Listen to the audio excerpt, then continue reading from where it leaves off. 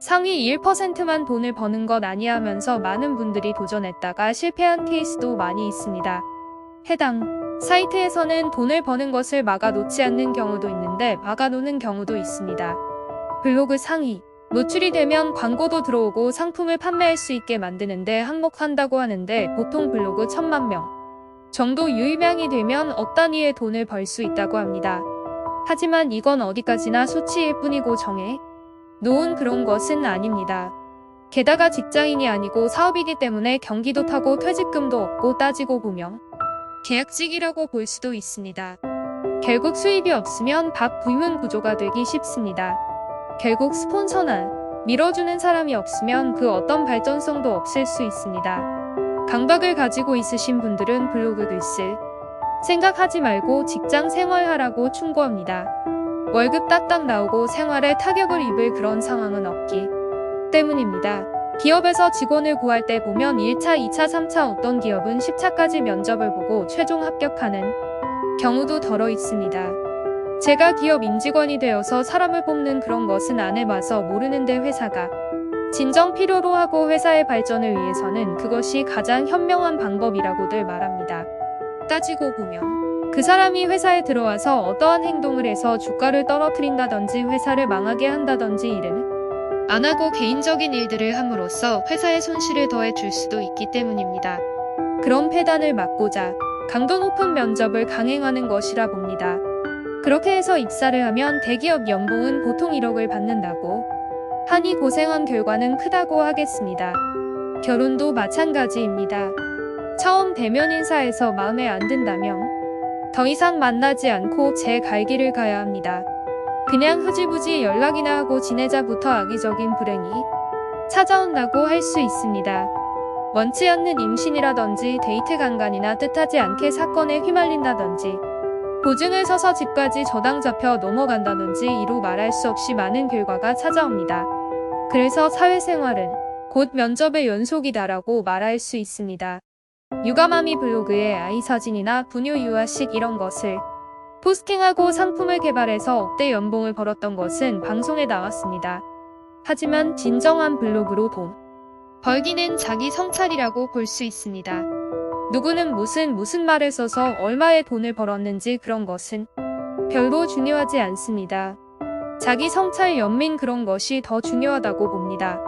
한때 뉴스 기사를 블로그에 적어서 많은 사람들이 보고 그것으로 돈을 버는 사례도 있었는데 나중에는 사이트 개발자들이 막대한 수수료를 가지고 가서 실질적으로 그래프가 마이너스 상태로 가는 예도 많이 찾아볼 수 있습니다.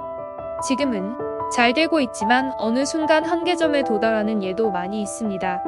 또한 잘 나가던 톱 1, 2호 블로그들도 어느 순간 사람들한테 외면받아서 아예 유입량이 없어지는 경우도 볼 수 있습니다. 앱도 마찬가지입니다. 한때는 전 세계 몇억 명이 즐겨 찾았는데도 지금은 아무도 하지 않고 값어치가 제로에 떨어지는 앱들도 많이 있습니다. 옷은 어떤가요? 한때는 브랜드 가치 상승으로 누구나 즐겨 찾는 옷이었고 편의성, 실용성 모든 면에서 우수 제품이 되었는데 그것이 엊그제 같은데 가격이 10배 다운돼서 팔고 있는데도 누구 하나 거들떠도 보지 않는 찬밥 신세가 되곤 합니다. 아무리 편집 디자이너들이 그 옷의 브랜드를 살리려고 노력하지만 이미 죽었는데 살리지 못하고 회사는 부도 처리, 삭제 처리되는 경우도 허다합니다.